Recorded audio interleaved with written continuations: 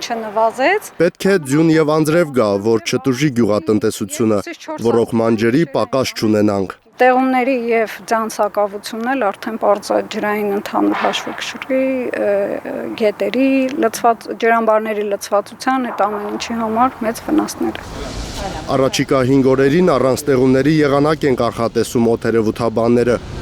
Օդի ջերմաստիճանը նվազելու է 2-ից 3 աստիճանով։ Մինչև ամսի 7-ը ներառյալ առանց տեղումների եղանակ է, 7-ի արդեն ուշ երեկոյան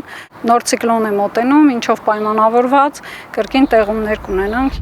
Լեռնային շրջաներում ձյուն, իսկ հովտային շրջաներում անձրև դեկտեմբերի 7-ից հետո է սպասվում։ Ջերմաստիճանն էլ կնվազի, բայց ընդհանուր առմամբ տաք է լինելու ձմեռը Հայաստանում։ Ձմեռվա կանխատեսումը այս պահի դրությամբ սպասում ենք օդի ջերմաստիճանը բարձր նորմայից մոտ 1-ից 2 աստիճանով, տեղումների քանակը սակավ։ 16-30-ի դրությամբ միջպետական եւ հանրապետական նշանակության ճանապարհները բաց են Հայաստանում։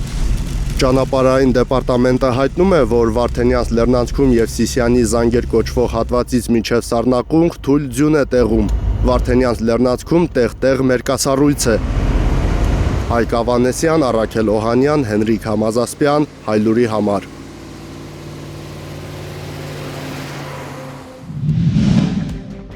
Հայաստանում եւ աշխարհում տեղի ունեցող իրադարձությունների մասին առաջինը իմանալու համար բաժանորդագրվեք մեր ալիքին։ Սեղմեք զանգակը, որ բաց չթողնեք ամենահրատապը, ամենակարևորն ու հետաքրքիրը։